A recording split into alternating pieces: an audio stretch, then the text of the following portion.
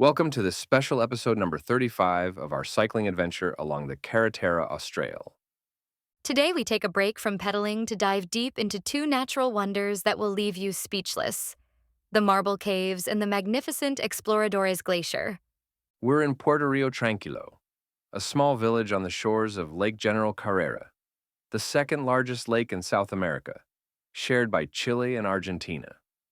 From here, tours depart to visit the Marble Caves, a set of stunning calcium carbonate formations that rise from the turquoise waters of the lake.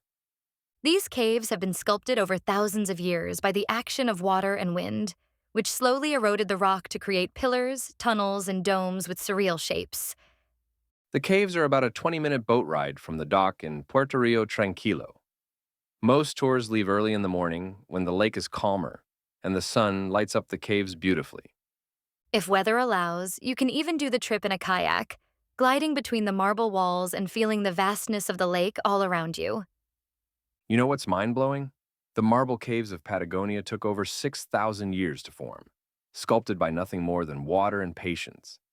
And today we're going to take you inside this remarkable natural wonder. Let me ask you something that's been on my mind. How does a tiny town like Puerto Rio Tranquilo become home to not one, but two of South America's most incredible natural formations? Well, it's really about geological luck. The town sits at this perfect intersection where the northern Patagonian icefield meets Lake General Carrera, the second largest lake in South America. The calcium carbonate formations were slowly carved out by wave action over millennia, creating what geologists call one of the most unique water erosion phenomena in the world. You know what fascinates me? The way the cave colors change throughout the day. The marble reflects different shades depending on the water levels and seasonal light. That's exactly right. And get this, the best viewing time is between 7 and 9 a.m., when the morning light hits the caves at just the right angle. The locals call it La Hora Dorada, the golden hour.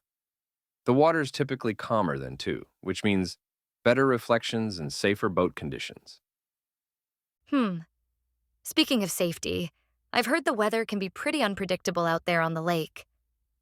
Oh man, you're not kidding.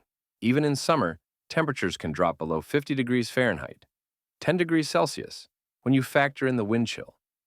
The lake creates its own microclimate, something the indigenous Tehuelche people knew well. They rarely ventured onto the water, considering these caves sacred places. That reminds me, the Exploradores Glacier is experiencing some dramatic changes too, isn't it? Unfortunately, yes. Recent studies show the glacier has retreated nearly 1 kilometer in the past 30 years. The guides have been documenting this change, marking previous ice positions. It's sobering to see those markers. Really drives home the impact of climate change.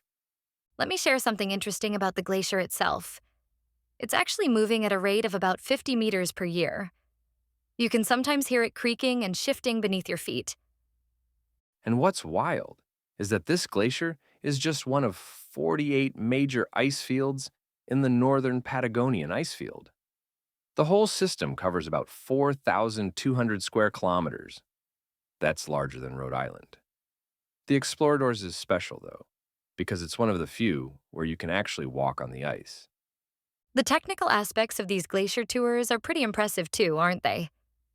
Oh, yeah. The guides go through intensive training with NOLS and WFR certification. They're constantly monitoring the ice conditions and have mapped out specific routes that change throughout the season as the glacier shifts. Each tour group is limited to 8 people per guide, much stricter than many other glacier tours worldwide. You know what's fascinating about both these sites? The role water plays in their formation, just in completely different states and time frames. Exactly. The caves formed through liquid erosion over thousands of years, while the glacier represents solid water slowly carving out valleys. The scientists studying these formations say they're like natural history books. Each layer tells a story about climate conditions from thousands of years ago. Well, that brings up something important: the economic impact on Puerto Rio Tranquilo. This town of just 500 people now hosts over 20,000 visitors annually. That's right. Tourism has completely transformed the local economy.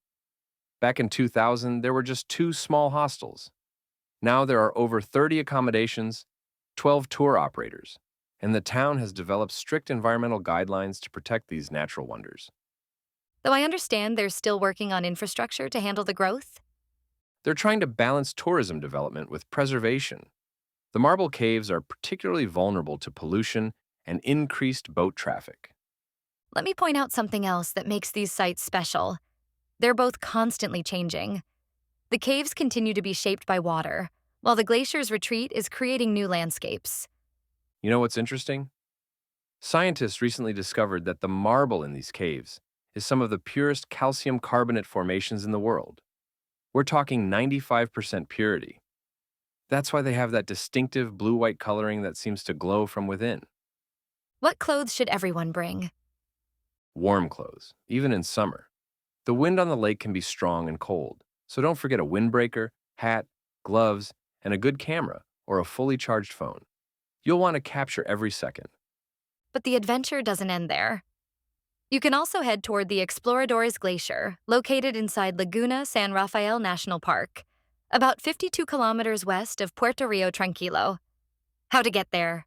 Most tours include transportation from town through the Exploradores Valley, a gravel road that cuts through forests, rivers, waterfalls, and mountain views. The ride takes about an hour and a half, ending at the Conaf Refugio, where the trek begins. And there's also a more adventurous route, taking a boat from Puerto Rio Tranquilo down the river to Bahia Exploradores, although this option depends heavily on weather conditions. The Exploradores Glacier is a massive body of ice descending from the northern Patagonian ice field. It's one of the few in Chile where you can actually walk on the ice. The full tour lasts between 6 and 8 hours and is led by certified guides who provide you with crampons, harnesses, and safety instructions. The hike takes you across blue crevasses, clear ice formations, and offers the unforgettable feeling of standing on a moving glacier. That's it for today. A day without pedaling, but full of unforgettable experiences. Tomorrow, we're back on the road heading south, with more wonders waiting along the Carretera Austral.